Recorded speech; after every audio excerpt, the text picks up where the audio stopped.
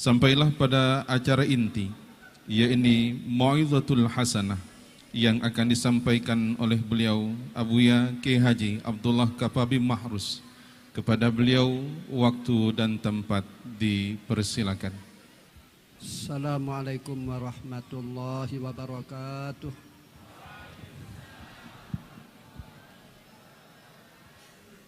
Bismillahirrahmanirrahim. Alhamdulillahi rabbil alamin. Wassalatu wassalamu ala sayyidina Muhammadin al-Fatih lima khuliqa wal khatim lima sabaq. Nasir haqqi bil haqqi wal hadi ila siratikal mustaqim. Wa ala alihi wa sahbihi haqqa qadrihi wa miqdaril azim. Hasantukum bil hayyil qayyum alladzi la yamutu abada wa dafa'tu ankum su'a bi alfi la hawla wa la quwata illa billahil aliyyil azim. Rabbi shrahli sadri wa yassirli amri wahlul 'uqdatam min lisani yafqahu qawli, amma ba'd. Dan kita hormati bersama Bapak Nuruddin sebagai PJ Aswali Kota Tangerang, serta pejabat yang lain baik TNI dan Polri, serta yang kita hormati bersama para kiai, wabil khusus Ketua MUI Kiai Haji Bajuri dan Ketua Himasal Kiai Haji Khazin Asnawi, dan para punyai, para hadirat, mudah-mudahan dimuliakan oleh Allah fi dunya wal akhirat. Akramakumullah, amin ya rabbal alamin. Pertama saya mengucapkan mohon maaf. Allahumma ij'alna minal a'idin wal faizin wal makbulin. Taqabbalallahu minna wa minkum, taqabbal ya karim, wa kula amin wa antum bi khair, amin ya rabbal alamin.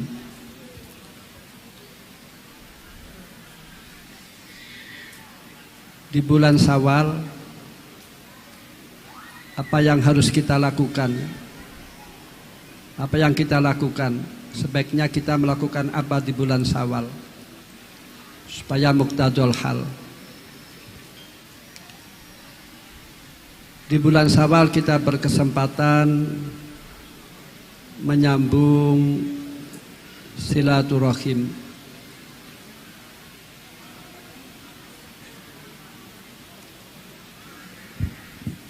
Yang mana rahim itu mudah putus.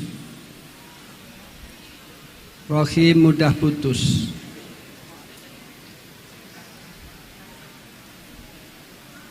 Maka menyambung rahim merupakan suatu kewajiban. Man wasala rahim wasalahullah, wa man qata'a rahim qata'ahullah. Orang yang menyambung rahim, menyambung persaudaraan atau silaturahim, maka akan disambung oleh Allah, akan diperhatikan oleh Allah. Rizkinya dimudahkan oleh Allah, rizkinya diluaskan oleh Allah. Ini faedah silaturahim. Dan rizkinya diberi barokah oleh Allah. Alamatnya rizki barokah, rizki yang mengantarkan taat kepada Allah, ibadah kepada Allah. Namun kalau rizki tidak barokah, rizki yang mengantarkan berbuat kerusakan-kerusakan, berbuat kemaksiatan-kemaksiatan, poya-poya dan lain-lain. Dan dengan silaturahim umur dipanjangkan oleh Allah. Dan dengan silaturahim umur diberi barokah oleh Allah Subhanahu wa taala. Dan tanda-tandanya umur yang barokah adalah hidupnya digunakan untuk taat kepada Allah, untuk beribadah kepada Allah. Namun kalau umur tidak barokah, maka hidupnya tidak beribadah, tidak beramal soleh. Padahal kita sebagai manusia diciptakan oleh Allah untuk beribadah. Qala ta'ala wa ma khalaqtul jinna wal insa illa liya'budun. Sesungguhnya Allah menciptakan jin dan manusia itu hanya untuk beribadah kepada Allah. Namun makna ibadah luas. Perkara mubah dengan niat yang baik. Di perkara mubah tersebut menjadi ibadah atau diberi pahala oleh Allah Subhanahu wa taala. Misalkan orang mandi, hanya sekedar mandi tidak diberi pahala oleh Allah. Namun kalau orang mandi, sunah-sunah dilakukannya. Misalkan saja membasuh kanan dahulu, maka mandinya diberi pahala oleh Allah Subhanahu wa taala. Mandi untuk niat kebersihan, an-nadzafatu minal iman, kebersihan bagian daripada iman. Namun kalau hanya sekedar mandi saja tidak dapat pahala. Begitu makan dan minum, kalau kita makan dan minum untuk kekuatan ibadah, maka makan dan minumnya diberi pahala oleh Allah Subhanahu wa taala. Namun kalau hanya sekedar makan saja, sekedar minum saja, maka tidak diberi pahala oleh Allah Subhanahu wa taala. Ini pentingnya niat, pentingnya niat. Maka orang yang mempunyai ilmu ini sebelum beramal, ini supaya tashihu niat, meluruskan niat. Dan di bulan Syawal kita berkesempatan untuk melakukan silaturahim.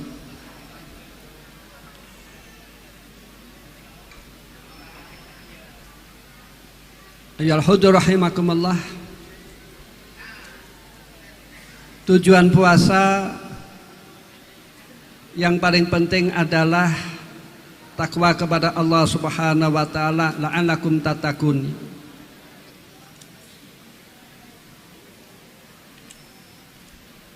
Ini buah takwa. Ini apa? Tujuan puasa. Dan tujuan puasa pula mengajarkan kepada orang berpuasa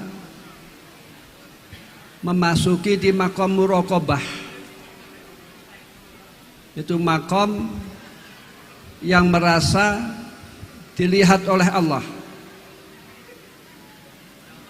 Orang-orang kelas tinggi biasanya memasuki di makom muraqabah. Kalau beribadah kepada Allah, seolah melihat Allah supaya khusyuk.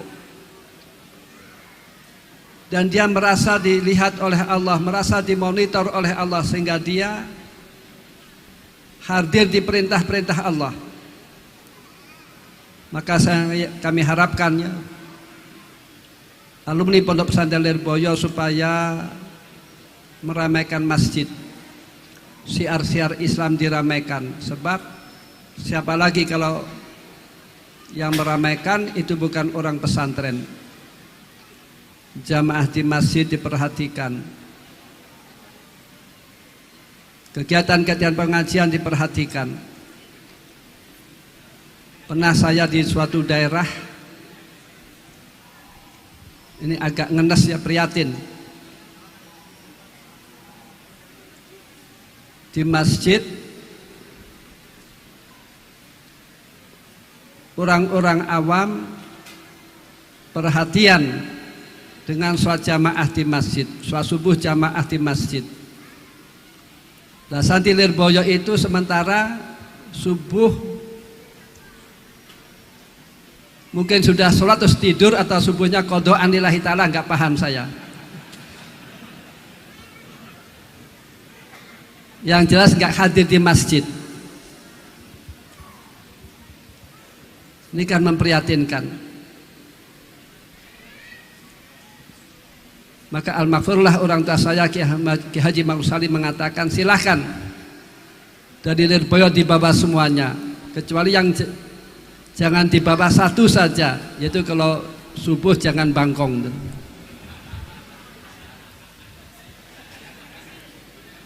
Saya di Lirboyo Pak Wali Kota ya. Jadi jam 12 malam, jam 2 kadang masih musyawarah, masih belajar. Jadi kadang-kadang selasa subuh langsung tidur tuh. Dia husnudzonnya setelah adzan langsung sholat terus tidur gitu saja. Walaupun ada yang sebagian qadhaan lillahi ta'ala. Dan ini jangan dibawa di rumah ya. Cukup di Lirboyo saja. Ya, supaya meramaikan kegiatan masjid. Kegiatan-kegiatan yang demikian, si majlis zikir, pengajian atau sholawat, ini majlis yang mulia. Sehingga ada sebagian malaikat ya, mencari majlis yang demikian. Majlis zikir dicari. Ketika majlis tersebut ditemukan, maka malaikat tersebut memanggil malaikat-malaikat yang lain. Maka majlis yang demikian ini teduh rahmat Allah diturunkan. Tidak gaduh ya, tidak gaduh. Bandingkan nanti dengan majlis dangdut ya, kadang tawuran. Terus nonton sepak bola kadang sampai tawuran ya. Sampai mati saja ada ya. Kalau majlis demikian rahmat Allah diturunkan sehingga karakternya sejuk, adem. Apalagi kita melihat orang soleh. Majlis demikian. Sehingga terjadi dialog antara Allah dan malaikat. Sehingga di akhir dialog Allah menyaksikan kepada malaikat orang yang hadir di majlis demikian, dosa-dosanya diampuni oleh Allah Subhanahu wa taala. Dan diberi pahala oleh Allah Subhanahu wa taala. Dan doanya dijabai oleh Allah Subhanahu wa taala, sehingga bila mana orang itu hadir di majlis demikian, hadir di majlis yang lebih 40, ini ada salah satu orang yang diangkat oleh Allah sebagai kekasihnya. Nah, sehingga doa yang lain yang hadir di majlis demikian diampuni dosa-dosanya oleh Allah dan doanya dijabai oleh Allah Subhanahu wa taala. Ini majlis yang demikian. Namun yang meramaikan majlis yang demikian ini adalah orang yang mempunyai mata hati atau mempunyai nurul basirah. Kalau orang tidak punya nurul basirah, maka orang tidak akan bisa hadir di majlis demikian. Sebab kebaikan-kebaikan, hasanah-hasanah itu ada kalanya hasanah zahirah. Hasanah zahirah itu orang awam bisa mendeteksi, bisa menemukan, bisa memahami. Semuanya orang bisa memahami. Contoh, hasanah zahirah itu bisa didapat dengan hawasil khamsah, dengan pancandriya 5 ya. Contoh, warna hijau indah ya. Orang siapa saja bisa mengatakan warna hijau itu indah. Taman hijau indah. Ini orang awam bisa merasakannya. Ini didapat dengan mata. Dengan mata, dengan meripat. Itu suara merdu, suara enak. Ini bisa didapat dengan telinga. Siapa saja akan mengerti ini suara itu indah apa tidak dengan telinga. Terus rasa manis apa tidak, enak apa tidak, ini dirasa dengan lidah. Siapa orang akan mengerti ini rasanya enak apa tidak.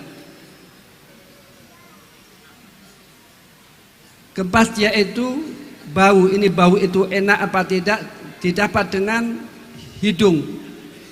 Dengan hidung ini baunya wangi apa tidak didapat dengan hidung.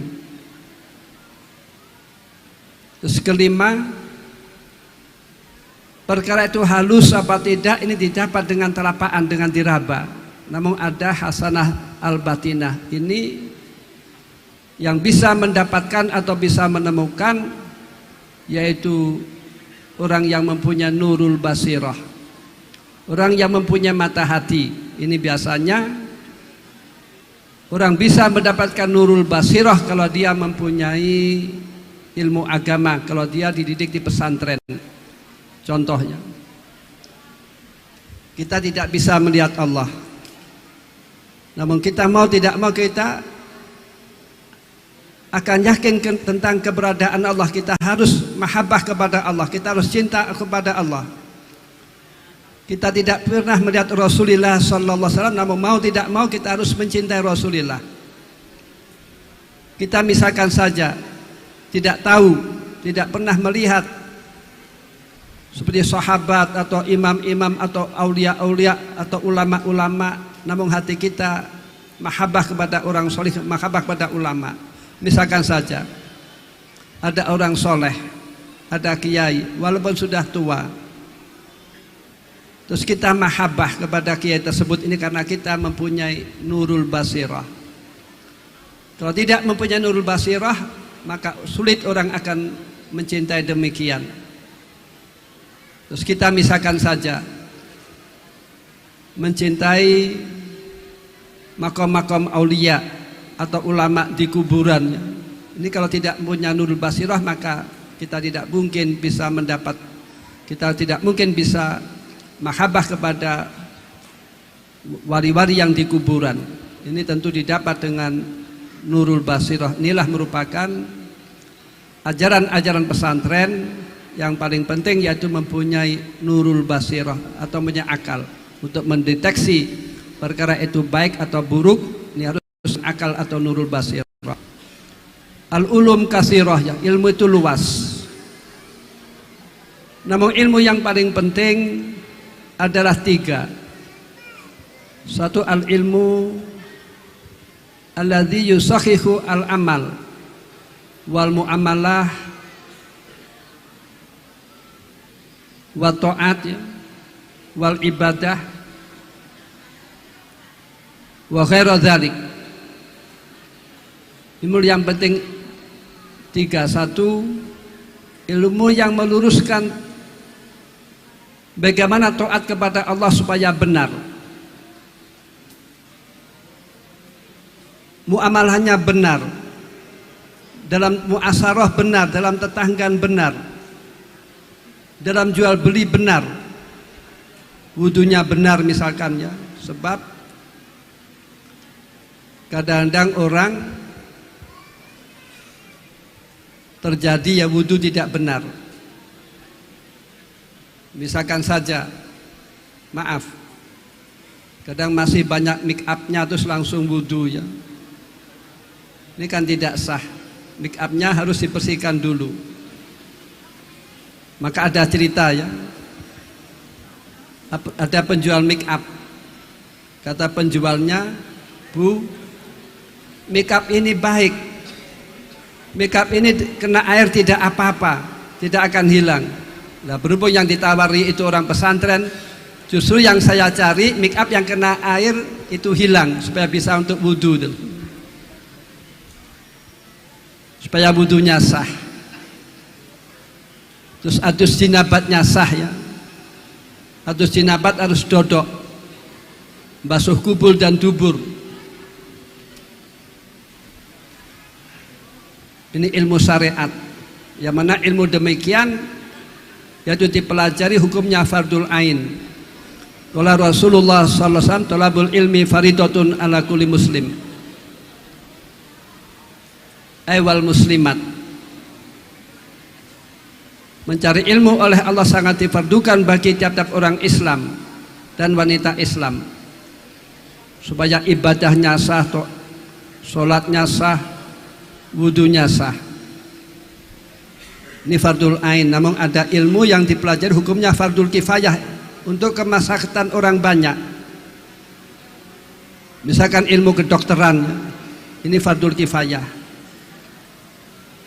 Ilmu pertanian, ini fardul kifayah. Coba kalau tidak ada ilmu pertanian, ini kan manusia akan guncang bagaimana makannya dan lain-lain. Kalau orang misalnya tidak ada orang yang memasuki di fardul kifayah kedokteran, ini kalau orang sakit kan repot. Ini fardul kifayah. Namun tartibnya, orang yang belajar menggeluti ilmu yang hukumnya fardul kifayah, ini tartibnya harus menggugurkan ilmu yang dipelajari hukumnya fardul ain. Fardul ainnya harus gugur ya. Bidun takfidul Quran ini fardul kifayah. Maka tartibnya fardul ainnya harus gugur. Ada sebuah cerita ya. Ada seorang hafizah. Dia nikah, dia hamil. Orang hamil kan mutah ya. Orang hamil kan mutah. Ada hafizah hamil ya. Orang hamil kan mutah bu ya. Nah, dia mensiasati supaya tidak mutah ketika sholat itu bagaimana. Lantas dia sholat sambil ngemut permen ya. Sholat sambil ngemut permen. Tidak paham apa yang membatalkan puasa itu juga membatalkan sholat. Jadi ketika sholat tidak boleh sambil ngemut permen atau sambil minum ya. Ini fardul ainnya harus gugur. Silahkan orang belajar ilmu kedokteran, ilmu pertanian silahkan, namun fardul ainnya harus gugur. Wudunya benar, sholatnya benar, itu ilmu syariat. Dan ilmu kedua yang penting ada al-ilmu alladzi yusahhihul akidah, ilmu yang meluruskan akidah. Minimal kita harus mengerti arti bacaan asyhadu alla ilaha illallah wa asyhadu anna muhammadar rasulullah. Minimal kita harus mengerti, atau minimal kita harus mengerti bacaan la ilaha illallah. Kata ulama ya, kalau orang berzikir ini diberi pahala oleh Allah, syaratnya harus mengerti makna bacaan zikir. Namun kalau Al-Quran tidak ya, walaupun ngerti maknanya atau tidak, diberi pahala oleh Allah Subhanahu wa Ta'ala. Kadang kan terjadi ya di luar Jawa, orang tidak mengerti maknanya asyhadu alla ilaha illallah wa asyhadu anna muhammadar rasulullah.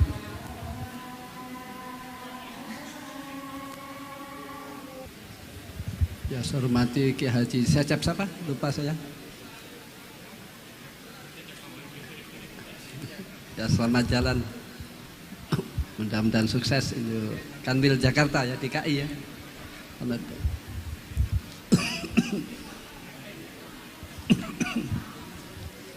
Jadi minimal orang mengerti bacaan la ilaha illallah. Sebab selagi orang itu membaca la ilaha illallah Muhammadar Rasulullah, maka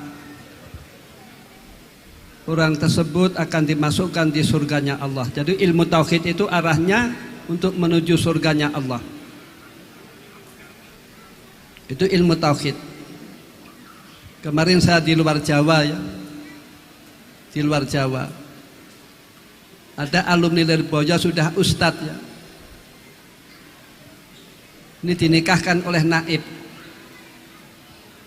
Lah sebelum nikah itu loh, alumni Ripoyo dituntun membaca asyhadu alla ilaha illallah wa asyhadu anna muhammadar rasulullah berserta artinya asyhadu, saya bersaksi bahwa saya tidak ada Tuhan selain Allah dan Nabi Muhammad adalah Rasul. Enggak taunya katanya di luar Jawa itu banyak orang yang tidak mengerti makna asyhadu alla ilaha illallah wa asyhadu anna muhammadar rasulullah. Saking awamnya. Padahal yang nalkin itu, yang nuntun asyhadu alla ilaha illallah itu, yang dituntun itu kiai, padahal naibnya kan bukan kiai itu. Saya tanyakan kejadiannya demikian.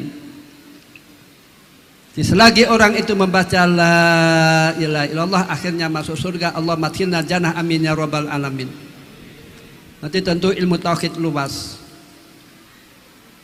Minimal kita memahami bahwasannya apa yang terjadi merupakan kehendak Allah Subhanahu wa taala. Qala ta'ala wallahu khalaqakum wa ma ta'malun. Allah yang menjadikan kamu sekalian, sekaligus Allah yang menjadikan perilaku kamu sekalian. Misalkan si fulan demikian, memang Allah mengendaki demikian.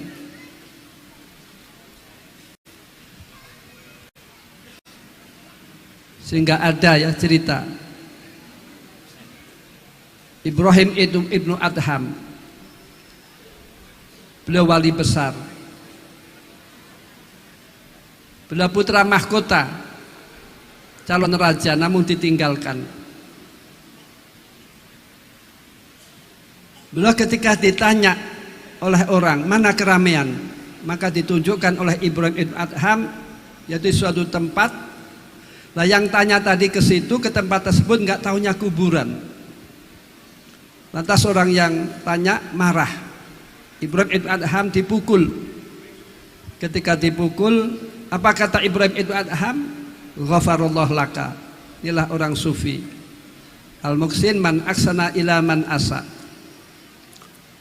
Orang yang berbuat baik adalah orang yang berbuat baik kepada orang yang berbuat jelek. Wallahu yuhibbul muhsinin. Allah mencintai, Allah memberi pahala kepada orang-orang yang berbuat baik. Ketika dipukul lagi, apa kata Ibnu Adham rahimahullah? Ghafarallah laka. Ketika dipukul lagi, kata Ibrahim bin Adham, ghafarallah laka. Coba Ibrahim bin Adham demikian. Coba kalau kalian semuanya, kira-kira kalau dimarahi istri gimana kira-kira itu?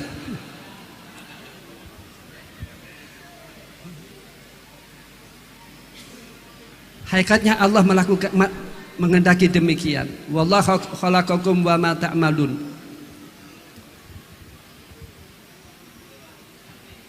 Dan ketika ditanya, mengapa ketika kamu saya pukul, kamu mendoakan, kamu mengucapkan ghafarallah laka? Apa jawabnya? Jawabnya yaitu ketika kamu memukul saya, maka dosa-dosa saya diampuni oleh Allah, dan saya diberi pahala oleh Allah dan diangkat derajatnya oleh Allah. Maka tidak layak orang yang penyebab saya dimuliakan oleh Allah, saya diampuni oleh Allah. Orang yang menyebabkan demikian saya doakan jelek-jelek, maka tidak layak. Maka saya doakan ghafarallah laka. Jadi apa yang terjadi ini merupakan kehendak Allah Subhanahu wa taala, baik buruk atau baik kita suka atau tidak. Wa fil hadis qala Rasulullah sallallahu alaihi wasallam may yuridillah bi khairan yusib minhu. Barang siapa yang dikehendaki oleh Allah baik, maka orang tersebut oleh Allah diberi musibah. Sabar apa tidak, ridho apa tidak. Bila mana dia sabar, dia ridho, maka dosa-dosanya diampuni oleh Allah, maka derajatnya dimuliakan oleh Allah Subhanahu wa taala. Tentu cobaan banyaknya. Kadang anaknya tidak istiqomah, itu cobaan. Makanya biasanya ya, suami yang mulia itu biasanya ini mempunyai istri yang galak namun sabar. Namun jangan isinya galak saja, kalau tidak sabar ya tidak akan mulianya, tidak akan keramatnya itu. Ada cerita ya. Ada orang soleh.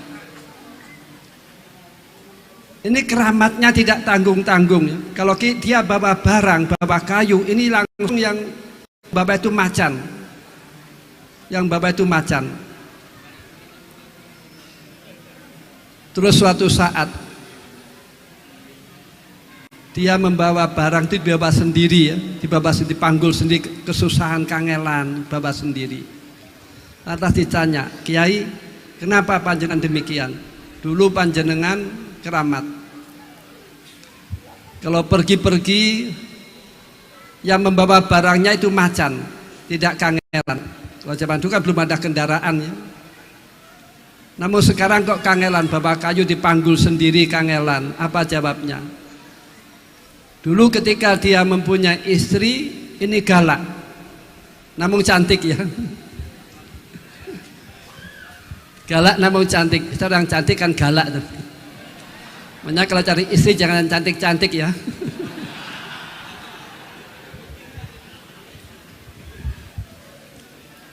Lah akan dicerai kalau orang janda cantik kan otomatis laris ya.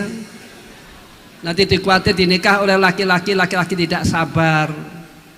Dikhawatirnya tidak sabar yang menikahi. Suaminya yang baru dikhawatirkan tidak sabar. Dia menyabari. Ketika dia menyabari istri, justru keramatnya datang. Kalau bawa barang yang bawa macan. Nah, berhubung istrinya sudah meninggal dunia, dia nikah dengan istri yang solihah. Kan tidak perlu sabar kalau punya istri yang solihah. Maka keramatnya tidak keluar tuh. Jadi kalau ingin keramat silakan cari istri yang galak-galak itu. Terus sabar ya. Kalau tidak sabar ya tidak keramat itu.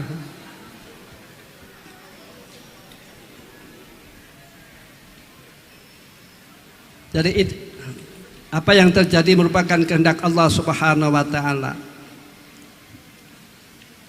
Tentu ilmu tauhid luas. Ada sebuah cerita lagi. Nabi Idris alaihissalam ditanyai oleh iblis, ya Idris, katanya Tuhanmu ala kulli syai'in qadir.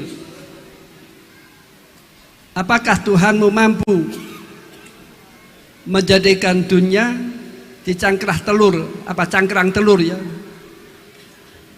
Di cangkrang telur. Apakah mampu dunia dijadikan di dalam cangkrang telur? Namun oleh Nabi Idris, iblis tersebut culak meripatnya pakai jarum ketika Nabi Idris sedang dondom, sehingga matanya iblis itu picak. Namun hal yang demikian dijawab oleh ulama Ahlussunnah wal Jamaah. Allah ala kulli syai'in qadir itu kudrahnya Allah itu tata'allaqu bil mumkinat la bi ghairil mumkinat. Allah itu ala kulli syai'in qadir itu yang berhubungan dengan perkara-perkara yang mungkin dan tidak berhubungan dengan perkara yang tidak mungkin. Misalkan tidak mungkin Allah mengambil istri, Allah tidak mungkin mengambil anak. Namun nanti ada yang menjawab lagi, memungkinkan saja dunia dijadikan dalam cangkrang telur, oleh Allah telurnya dibesarkan dan dunia dikecilkan. Ini ilmu tauhid ya. Jadi orang masuk surga itu harus paham ilmu tauhid, minimal mengerti bacaan asyhadu alla ilaha illallah wa asyhadu anna muhammadar rasulullah, atau mengerti bacaan atau mengucapkan la ilaha illallah muhammadur rasulullah. Kalau ilmu syarat untuk meluruskan ibadah amalnya supaya amalnya sah ya. Kalau ilmu tauhid untuk menuju surganya Allah, Allahumma adkhilna jannah amin ya rabbal alamin. Dan ketika yaitu al ilmu alladzi yusahihu ma fil qulub, ilmu yang meluruskan hati, yaitu ilmu tasawuf. At-tasawuf samratul ilmi. Walaupun orang itu ahli fikih membutuhkan ilmu tasawuf. Walaupun orang ahli hadis membutuhkan ilmu tasawuf. Walaupun orang ahli tafsir membutuhkan ilmu tasawuf. Soalnya orang itu ibadahnya sah apa tidak, ini akan berhubungan dengan ilmu tasawuf. Ikhlas apa tidak, ujub apa tidak. Ujub itu gawak merasa hebat ya, merasa bisa beramal soleh. Terus riak pamer. Riak itu akan melanda kepada siapa saja. Ujub juga demikian. Terus kotoran-kotoran dalam hati. Setiap orang mempunyai penyakit hati, hasad, iri, dengki, kecuali Nabi saja yang maksum. Ulama tidak jaminan. Kadang malah dasar ya, kalau kiai hasadnya ke kiai lagi kan berat itu. Nanti korik ke korik lagi kan berat, pejabat ke pejabat lagi kan berat. Ini membutuhkan ilmu tasawuf. At-tasawuf samratul ilmi, dan ketiga-tiganya ilmu yang demikian ini dipelajari di pesantren. Makanya pesantren itu ilmu pesantren membuahkan akhlakul karimah. Membuahkan akhlakul karimah, adabnya baik, akhlaknya baik.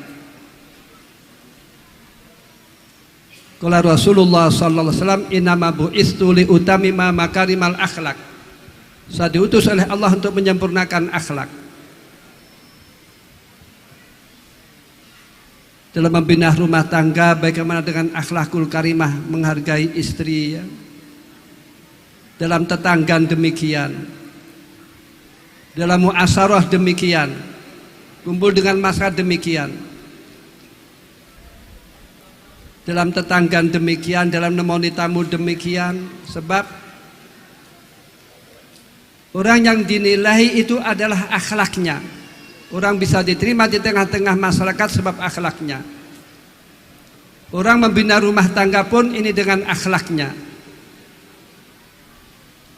Siti Aisyah radhiyallahu anha mengatakan, jubilat an-nufus ala hubbil hasanat wa karahatis sayyiat. Karakter manusia itu mencintai kebaikan-kebaikan dan menolak tentang keburukan-keburukan. Coba misalkan saja, saya tanya kepada ibu-ibu ya, misalkan mempunyai suami gagah, ganteng, cukup ya, terus kalau pulang ke rumah ngamuk, mabuk, kira-kira bisa cinta apa mboten, Bu?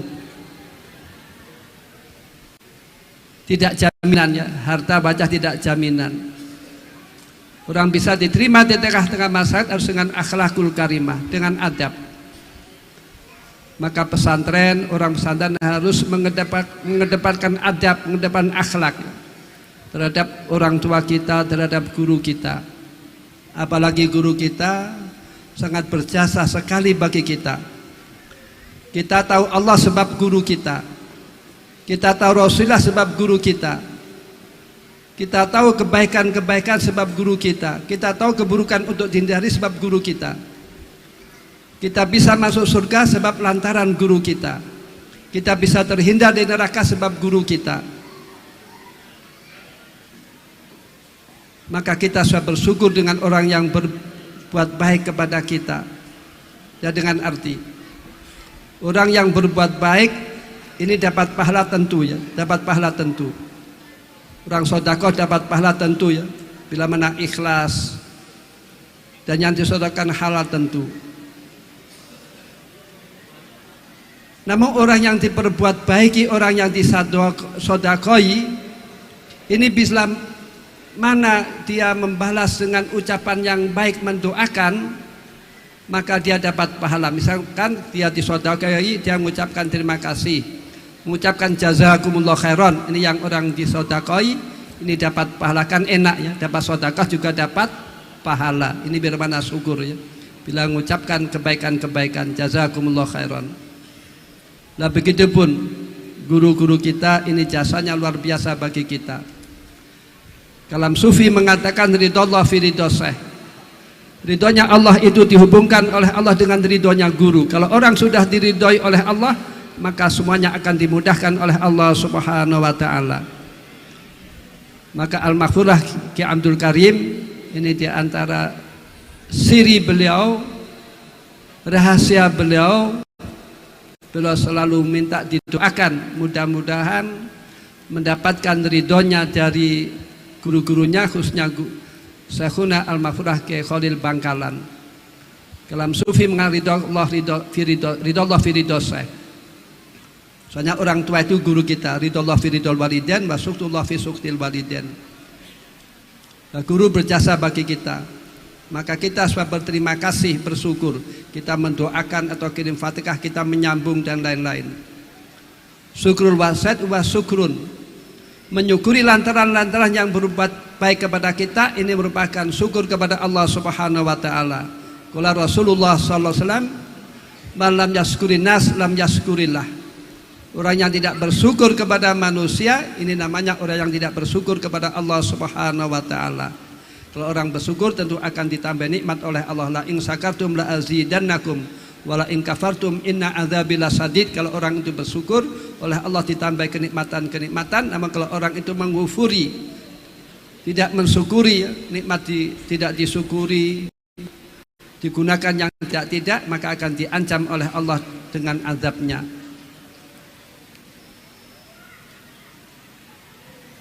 Dan disinilah supaya orang akhlaknya baik, ini supaya dipesantrenkan, anak-anak dipesantrenkan. Wafis dalam syair ni'amullahi 'alal ibadi katsiratun wa ajalluha najabatul auladi. Nikmat Allah yang diberikan kepada hambanya banyak. Namun nikmat yang agung yaitu orang oleh Allah diberi anak yang solihin wa solihat. Allah marzuqna as-solihin wa solihat. Allah marzuqna dzurriatan thayyibah, amin ya rabbal alamin. Walaupun orang misalkan saja dia sukses, jabatannya sukses, ekonominya sukses, ini bila mana anaknya tidak betah di pondok, bila mana anaknya tidak soleh, maka orang tua tidak akan bisa bahagia. Coba ibu-ibu ya, misalkan saja anaknya nakal, sakit, bisa tidur apa tidak bu? Betul, sakit tidur, tidak bisa tidur. Namun sebaliknya orang yang pas-pasan, terus anaknya solihin wa solihat, ini orang akan bahagia. Sebab dia selalu akan dapat pahala sebagai orang yang mempunyai waladin solihin yat'ullah. Ini harus dengan pesantren. Orang didik anak, ini arahnya supaya menjadi anak yang waladin solihin yat'ullah. Ini harus dengan pesantren. Ilmu pesantren membuahkan takwa kepada Allah Subhanahu wa taala. Dan puncak puasa la'allakum tatakun, ya, supaya kalian semuanya yaitu takwa kepada Allah, nanti buah takwa. Qala ta'ala wa may yattaqillaha yaj'al lahu makhraja wa yarzuqhu min haitsu la yahtasib. Kalau orang tahu takwa kepada Allah, ini segala urusannya dimudahkan oleh Allah Subhanahu wa taala. Ini orang takwa ya. Coba santri itu jodohnya kan dimudahkan oleh Allah Subhanahu wa taala ya. Baik laki-laki atau perempuan. Kadang-kadang santri kan gampangannya, walaupun dapat janda-janda pun santri itu mau ya, daripada tidak nikah itu. Santri kan gampangan. Belum kerja pun santri sudah berani nikah itu santri. Santri meyakini iyakunu fuqara'a yughnihimullah min fadli. Kalau suami itu fakir, maka dengan pernikahan rezekinya dimudahkan oleh Allah Subhanahu wa taala. Sebab wanita solehah itu memudahkan rezeki, membawa barokah. Itu wanita solehah. Dan buah takwa pula oleh Allah diberi rezeki yang tidak bisa diduga-duga, tidak bisa diprediksikan. Coba misalkan saja ya. Dulu Santri Lirboyo ketika mondok tidak punya apa-apa pas-pasannya, sepeda pancal saja nyewa ya di Pak Khozin ya, di Haji penuh ya, sampai parkir kan tidak cukup kan, rezeki dimudahkan oleh Allah tidak diduga-duga. Maka ibu-ibu ya, kalau punya menantu santri ini sabar dahulu, nanti santri insyaallah rezekinya barokah, kehidupannya barokah ya, ziyadatul khair. Santri tidak bisa dilihat secara spontanitas ya. Itu santri. Dan juga untuk kemuliaan pun dengan ilmu. Qala ta'ala inna akramakum indallahi atqakum. Sesungguhnya yang paling mulia di antara kamu sekalian adalah orang yang paling takwa kepada Allah Subhanahu wa taala. Sekarang kan diributkan ya, orang pin mulia terus menyombongkan nasabnya, ngaku-ngaku nasab dan lain-lain. Padahal yang memuliakan orang itu adalah takwanya. Dalam kitab Muslim qala Rasulullah sallallahu alaihi wasallam man abta'a bihi amaluhu lam yusri nasabu, wa fi riwayat man bata'a bihi amaluhu lam yusri bihi nasabu. Orang misalkan amalnya lambat, amalnya pas-pasan, maka nasabnya tidak akan mulia. Dengan arti al amal sholih yarfa'un nasab. Amal sholih itu mengangkat nasab. Nanti banyak contoh ya. Santri, dia orang biasa, terus dia alim, terus anaknya alim, terus terjadi besanan antara santri tersebut dengan gurunya, dengan kiai. Itu demikian. Di kemuliaan harus dengan takwa.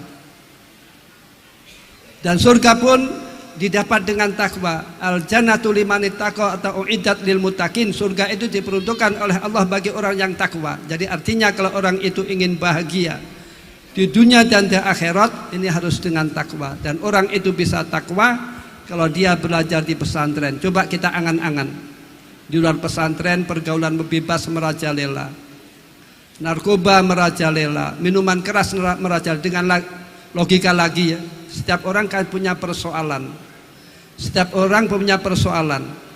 Kalau orang tidak punya ilmu, tidak punya takwa, kalau dia punya persoalan, dia larinya di tempat-tempat maksiat, minuman keras dan lain-lain, poya-poya dan lain-lain. Kalau santri kan tidak. Kalau punya masalah paling-paling sholat malamnya, paling banter kuburan ya. Kan murah itu, kan murah nggak mahal. Coba bandingkan orang yang tidak punya ilmu, tidak takwa. Kalau dia ingin bungah, dia harus bayar, menghabiskan uang jutaan. Kalau santri kan tidak. Ingin hatinya tenang, bungah ke masjid, sholat jamaah, tahlil, istighfar, baca Quran, itu kan setelah pulang kan tenang hatinya. Dan orang yang memodokkan anak, rizkinya dimudahkan oleh Allah Subhanahu wa Ta'ala. Ada sebuah cerita ya, ada sahabat ini matur kepada Rasulullah, ya Rasulullah, ini saudara saya kebiasaannya hanya ngaji saja dan saya yang membiayai. Apa kata Rasul? Kamu diberi rizki oleh Allah sebab kamu membiayai saudaramu yang belajar tadi. Jadi artinya orang tua yang memondokkan anak, ini rizkinya dimudahkan oleh Allah Subhanahu wa Ta'ala. Hal yuzakun nas ila bidu'afaihim wala yungsuru anas ila bidu'afaihim. Orang itu tidak diberi rezeki oleh Allah kecuali sebab lewat orang-orang dhaif. Santri kan dhaif umumnya. Jadi orang yang bantu santri itu rezekinya dimudahkan oleh Allah Subhanahu wa Ta'ala. Dan orang kalau ingin rezekinya dimudahkan oleh Allah, bantulah santri itu. Walaupun orang tuanya atau siapa saja. Dan orang diberi pertolongan oleh Allah sebab orang-orang peduli dengan orang dhaif. Orang yatim diperhatikan, orang janda diperhatikan. Inilah memudahkan rezeki dan memudahkan orang diberi pertolongan oleh Allah Subhanahu wa Ta'ala. Dan orang yang memodokkan anak, ini didoakan oleh Rasulullah Sallallahu Alaihi Wasallam dan doanya Rasulullah mustajab. Dan orang yang memondokkan anak dapat pahala. Anak sholat orang tua dapat pahala. Anak ibadah orang dapat pahala. Dan orang memondokkan anak, orang tua menjadi mulianya. Ya contoh ya contoh. Kalau Rasulullah Sallallahu Alaihi Wasallam almar'u ma'aman ahad. Orang besok oleh Allah dikumpulkan dengan siapa yang dicintai. Kalau santri itu umumnya kan mencintai gurunya, mencintai kiainya, kadang mencintai orang di kuburan ya santri. Mencintai Kanjeng Nabi, sahabat itu santri. Coba kalau orang tidak santri itu, kira-kira yang dicintai apa ya? Kadang senang dengan burung ya. Kadang dengan ayam. Kadang jagonya dia belum mandi, jagonya sudah diadusi itu. Burung juga demikian. Terus senang yang tidak-tidak. Senang yang tidak-tidak. Akan sulit orang awam itu untuk mencintai orang soleh. Untuk mencintai kiai akan sulit. Padahal tiap-tiap orang itu pasti mempunyai mahabbah. Namun kalau santri, mahabbahnya termanage, teratur, dimanage dengan baik. Dengan mengadopsi hadis almar'u ma'aman ahab. Orang besok oleh Allah akan dikumpulkan dengan siapa yang dicintai. Sehingga hadis ini ketika diterima oleh para sahabat bunga. Sebabnya dengan mahabbah saja, dengan simpati saja orang akan dimuliakan oleh Allah Subhanahu wa Ta'ala. Dengan arti kalau anaknya mondok kan mencintai kiainya. Kiai mempunyai guru-gurunya, mempunyai sanad. Dan ini kalau anak itu dikumpulkan oleh kiainya, oleh Allah dikumpulkan bersama kiainya di surga di derajat yang lebih mulia, nanti anak akan mengajak kedua orang tuanya di surga di derajat yang lebih mulia. Dan sebaliknya, orang masuk neraka pun ini sebab ada gara-gara anaknya. Anaknya tidak dididik agama. Lantas orang tuanya diseret oleh Allah dimasukkan di neraka. Na'udzubillah min dzalik. Allahumma ajirna minan nar. Inilah pentingnya kita mondokkan anak. Dan arah kita sebagai orang pesantren, kita mencintai negara kita ya. Hubul waton minal iman, namun arahnya santri, mudah-mudahan Indonesia menjadi negara baldatun thayyibatun wa rabbun ghafur.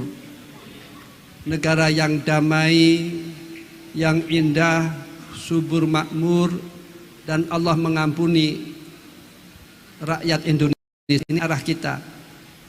Sebab kalau orang itu hidup di negara yang maju. Namun kalau Allah tidak mengampuni dosa-dosanya, memungkinkan juga negara tersebut diberi bencana oleh Allah Subhanahu wa taala.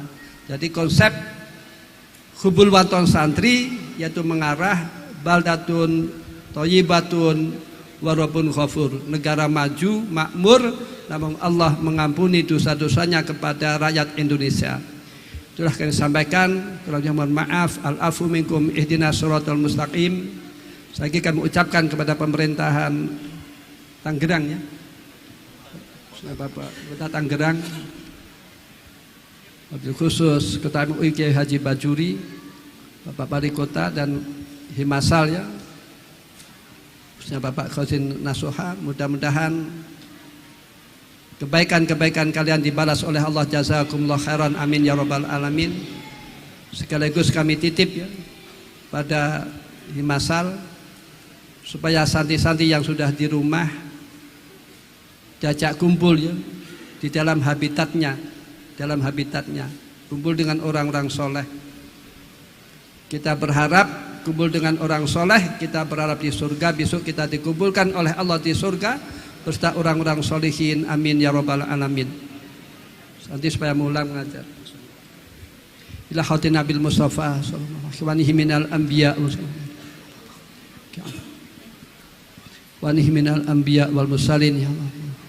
Nabi sallallahu sofan athar awliya ulama il amidin sallallahu Fatih abaina sallallahu Abdul Karim wa jami'il muslimin wal muslimin. Lahumul Fatihah. A'udzu billahi minasy syaithanir rajim. Bismillahirrahmanirrahim. Alhamdulillah. Iyyaka na'budu wa iyyaka nasta'in. Ghairil maghdubi 'alaihim waladdallin. Summa liridailah wa liqada'il hawaij wa lijalbil mas'udati ma fadati rabbah. Wa li syafa'ati rasul wala man basasal. Al-Fatihah. A'udzu billahi minasy syaitanir rajim. Iyyaka na'budu wa iyyaka nasta'in. Ghairil maghdubi 'alaihim waladdallin. Bismillahirrahmanirrahim. Alhamdulillahirabbil alamin. Hamdan yuwafi ni'amahu yukafi mazidah. Ya Rabbana lakal hamdu kama yanbaghi li jalali wajhika. Allahumma shalli wa sallim wa barik ala sayyidina wa maulana Muhammad. Salatan tunjina biha min jamil ahwali wal afat wa taqdilana biha jami'al hajat wa tutahuna biha min jami'is sayyiat wa tarfauna biha indaka ala darajat wa tubalighuna biha ghayat min jamil khairati fil hayati wa ba'dal mamat. Allahumma innaka afuwun karim tuhibbul afwa fa'fu anna ya karim. Allahumma inna saliha wal mu'afata ad-daima fid din wa dunya wal akhirah. Allahumma inna nas'aluka ridhaka wal jannah wa na'udzubika min sakhatika wan nar. Allahumma nas'aluka min khairi ma salaka minhu nabiyyuka Muhammadun sallallahu alaihi wasallam wa na'udzubika min syarri ma nabiyyuka Muhammadun wa antal musta'an wa lakal balagh wa la haula wa la quwwata illa billahil aliyyil azim.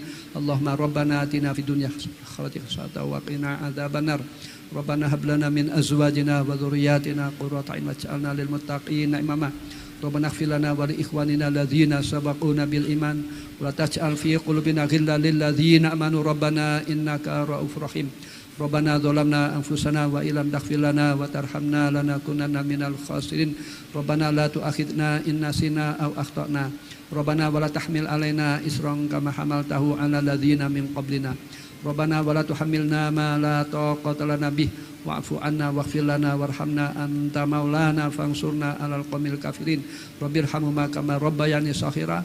Allahumma ij'alna wa ahlana wa auladana wa dzurriyyatina wa talamidana wa man ahsana ilaina wa man ahabbana fillah wa man awsana bid'atin min ibadika sholihin wa min ulama'ikal amilin wahsurna wa yam fi sumrati ibadika sholihin tahta fil jannah. Allahumma faqihna wa yam fi din wa alimna ta'wil. Allahumma arzuqna wa iyam ziyadatan fid din wa barakatan fil umri wa sihatan fil jismi wasatan rizki wa taubatan qablal maut wa sahadatan indal maut wa maghfiratan ba'dal hisab wa mana minal adab wa nasiban minal jannah warzuqna nadhar ila wajhikal karimi rahmatika ya arhamar rahimin. Allahumma innaka ta'lamu sirrana wa la niyatana faqbal ma'dzuratana wa ta'lamu hajatana fa'tina sulana wa ta'lamu ma fi anfusina faghfir lana dzunubana fa innahu la yaghfir. Allahumma inna nas'aluka imanan kamilan basru qulubana wa yaqina sadiqa hatta na'lama annahu la yusibana illa ma katabta wa ridha bima qasam. Allahumma awsil thawaba ma qara'nahu minal fatihah aba'in wa waladhir asma'hum. Allahumma ighfir lahum warhamhum wa'fu anhum waj'alil jannata ma'wahum. Allahumma ajirna wa ayyaminan nar. Allahumma adkhilna wa ayyam al jannah. Rabbana taqabbal minna innaka antas samiul alim wa tub alaina innaka antat tawwabur rahim. Rabbana taqabbal du'ana bi zati amma yasifun wa salamun. Allahumma shalli ala sayyidina Muhammadin tibil qulubi ودوائها وعافية الأبدان وشفائها ونور الأبصار وضيائها وعلى آله وسلم. Allahumma salli ala sayyidina Muhammadin tibil qulubi wa dawaiha wa afiyatil abdani wa shifaiha wa nuril absari wa diyaiha wa ala alihi wa sahbihi wa sallam. Taqabbalallahu minna wa minkum taqabbal ya karim bisil Fatihah. A'udzu billahi minasyaitonir rajim. Bismillahirrahmanirrahim. Alhamdulillahirabbil alamin arrahmanir rahim. Iyyaka na'budu wa iyyaka nasta'in. Shiratal mustaqim. Saya ijazahkan ya, kalau punya hajat baca Fatihah 41 kali ya. Dibaca ba'da sunnah ba'diyah maghrib atau di malam hari. Jadi qadail hajat ya, supaya anaknya mau mengaji, mau mondok baca Fatihah 41 kali. Dan baca sallallahu ala Muhammad ya, dibaca 1000 kalau malam Jum'ah atau hari Jum'ah 10.000 ya. Ini saya ijazahkan dari orang tua saya, ajastukum hadhil aurat qabilna ya. Sekian, al-afu minkum, ihdinas siratal mustaqim. Assalamualaikum warahmatullahi wabarakatuh.